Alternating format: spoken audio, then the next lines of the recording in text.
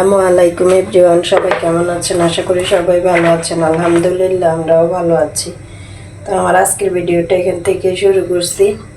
তো গতকাল রাতে আমাদের বাসায় কারেন্ট ছিল না, তো আমি এটা আজকে ভোর রাত্রে থেকে শুরু করতেছি।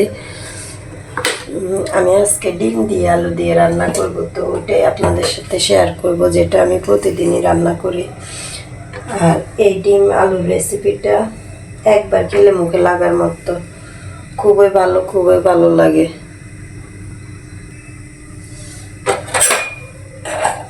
প্রথমে ডিমগুলো ভালো করে ভেজে নেব। আর এখানে ডিমগুলো ভেজে নেওয়ার জন্য সামান্য পরিমাণ হলুদের গুঁড়ো আর একটু লবণ দিয়ে দিব।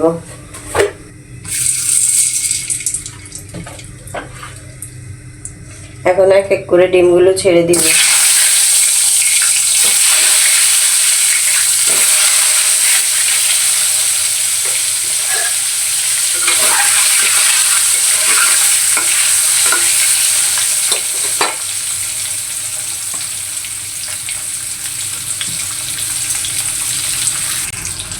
এদিকে ডিমগুলো ভাজতে দিচ্ছি, ওদিকে আমি এখন আলুটা ধুয়ে নিব।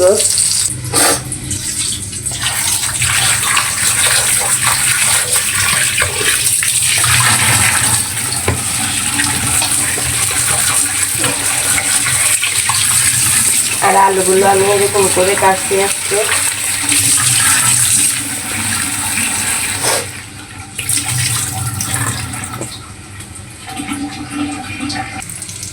আমার ডিমগুলো ভাজা হয়ে গেছে, এখন ডিমগুলো তুলে নেব।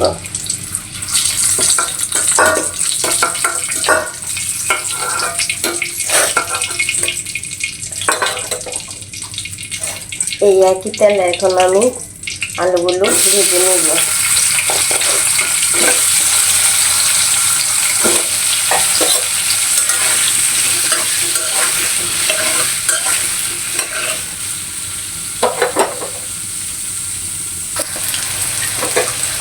এদিক দিয়ে তো আলুগুলো ভাজতে দিচ্ছি, আর এদিক দিয়ে এখন আমি একটা গাজর কেটে দিচ্ছি। গাজর কাটতেছিলাম, তো এই যে গাজরগুলো কাটা হয়েছে, এখন আমি এখানে গাজর অ্যাড করে দিব। সব মিলিয়ে সব একসাথে সুন্দর করে ভেজে নেব।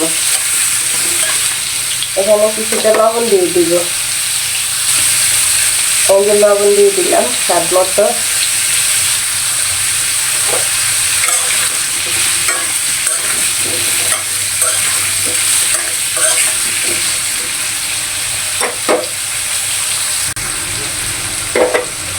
এই যে আমার আলুগুলো আর গাজরগুলো ভাজা হয়ে গেছে, এখন আমি পেঁয়াজ কুচি আর কাঁচা মরিচ কুচি দিয়ে দিব।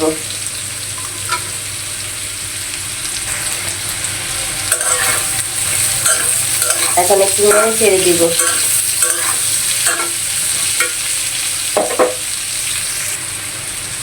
এখন আমি হলুদ গুঁড়ো দিয়ে দিব, মরিচ গুঁড়ো দিবে, একে একে সবগুলো দিয়ে ভালো করে নেড়ে ছেড়ে দিব। প্রথমে দিয়ে দিচ্ছি হলুদ গুঁড়ো,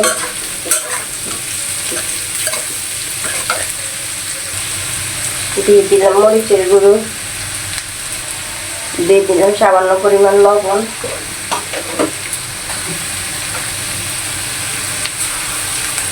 দিয়ে দিব আদা রসুন বাটা। এখন সবগুলো উপকরণ ভালো করে আলুর সাথে আর গাজরের সাথে মিশিয়ে নেব।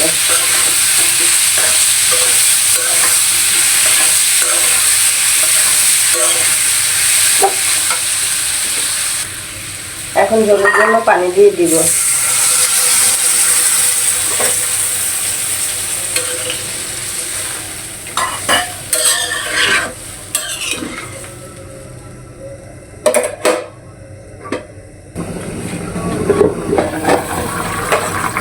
আর এই তো আমার আলুর তরকারিটা ভালো করে বলক এসে গেছে, এখন আমি এর ভিতরে ডিমগুলো দিয়ে দিব। এই যে দেখেন আলুটা খুব ভালো করে সেদ্ধ হয়ে গেছে।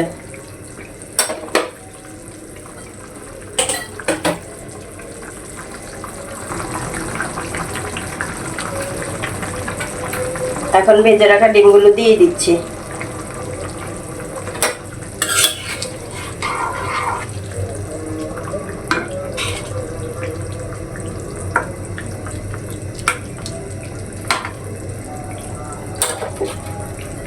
আবার একটু ঢাকা দিয়ে রেখে দিব।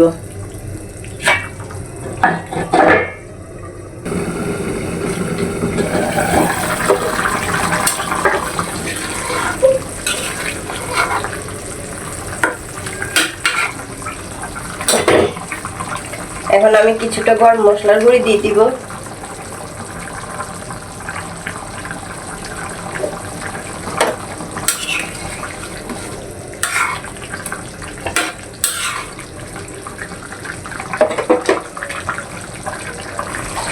তো আমার তরকারিটা রান্না করা হয়ে গেছে। আর আমার আজকের ভিডিওটাই পর্যন্তই। সবাই ভালো থাকবেন, সুস্থ থাকবেন। আল্লাহ হাফেজ।